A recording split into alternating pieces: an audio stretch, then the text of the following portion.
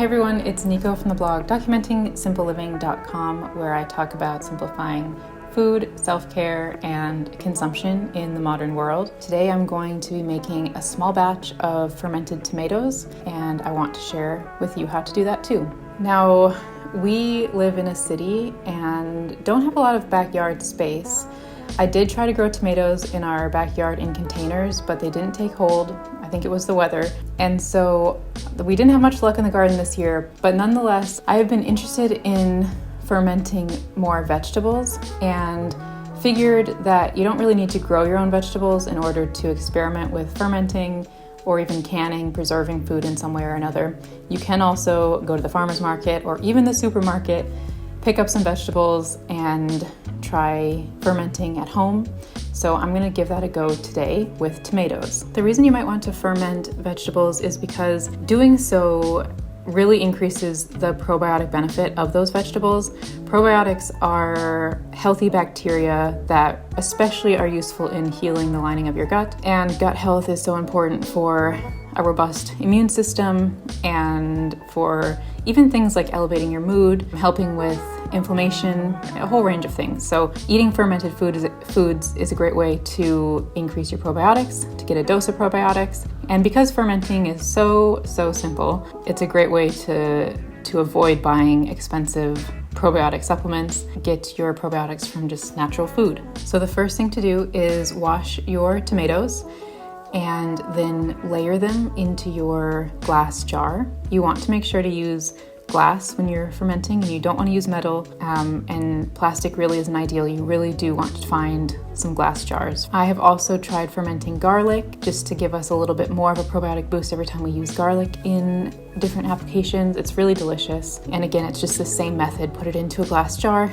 pour salt water over top, let it sit on the counter for a while, and then you have fermented garlic. I've also made sauerkraut, which is just shredding up a bunch of cabbage, adding salt, kind of massaging it until there's a brine, putting it in glass jars and letting it sit on the counter for a while. Super simple. If you're interested in gut health generally, there's a few recipes on documentingsimpleliving.com that are really easy to make that will help increase your probiotics. Making homemade kefir is a great way to consume probiotics, and homemade bone broth as well is another great way. So I'll put a few links in the description to those recipes that you can check out if you're interested.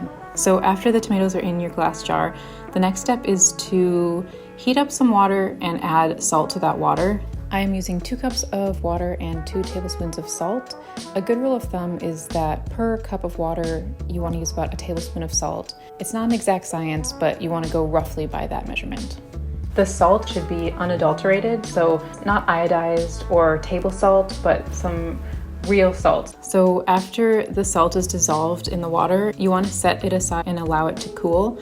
One way to make this a bit faster is to heat up only half of the amount of water that you need, dissolve the salt in it, and then add some ice to fill out the rest of the water you need, but to cool it down quickly, because you don't really want to pour boiling water or even really hot water over the tomatoes. So allow it to cool for a while and then pour the saltwater brine over top of the tomatoes. The goal is to have the tomatoes under the brine at all times, and so for me, I packed it quite tight. The tomatoes aren't moving, and I didn't add a weight on top to keep them down because it wasn't necessary. But if your tomatoes are floating up above the brine, use some sort of weight to hold them under the brine. You can use a fermenting weight, but you can also use a Ziploc bag with a rock in it, or you can add water to the Ziploc bag and put that into the glass jar to hold it below the brine. If you have a Ziploc bag, you can put something heavy in it and then put it into the jar, and you don't need to buy new equipment to do this. After the weight is on top of the tomatoes, just put a loose lid on top. I am using a jar with a metal lid, so I just put a piece of parchment paper between the metal and the brine, just to keep the metal separated from the brine to avoid any corrosion. You want to put the lid on a bit loosely so some of the gases can escape as things start to ferment. So you will know that your tomatoes are fermenting because you'll start to see bubbles in the jar and the liquid will become a bit foggy. It's completely normal. It's part of the fermentation process. But once you see that, you know that fermentation is underway.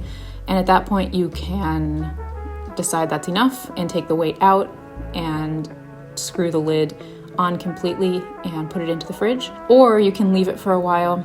My jar is quite small, so I would expect this to ferment in about 6 to 8 days. If you're doing like a gallon of tomatoes, it could take a few weeks. So just keep an eye on the brine. You can always do a taste test to see if you like the taste. And if you want it a bit more sour, put the weight back on and leave it on the counter for a bit longer. Once you're happy with the amount of fermentation, you can take the weight off, screw the lid on all the way, and put it into the fridge or into cold storage. I expect we'll eat these right away, so I'm just putting mine straight into the fridge. But if you're doing this to preserve a large crop or a large amount of store-bought produce, you can put it into a cool, dark place in your home, like maybe you have a cellar, somewhere where it won't get warm, and out of the sunlight is a good idea as well. So these fermented tomatoes will last about a year in the fridge, so very long lasting. But the most important thing is that even when they're in the fridge, you keep the tomatoes below the brine. The brine is helping to prevent the growth of bad bacteria. When the food is below the brine, you don't have to worry about that. When things start to pop up, you might start to see some mold on top, and in that case, you can decide if you want to discard just what's moldy, or if you're uncomfortable eating the whole jar. So to avoid waste, it's important to keep everything below the brine. So I hope you enjoy trying your hand at making these. Tell me how you get on doing so. Tell me your recipes that you're using them in. Until next time, thank you for stopping by, and I'll speak to you in the next Documenting Simple Living video.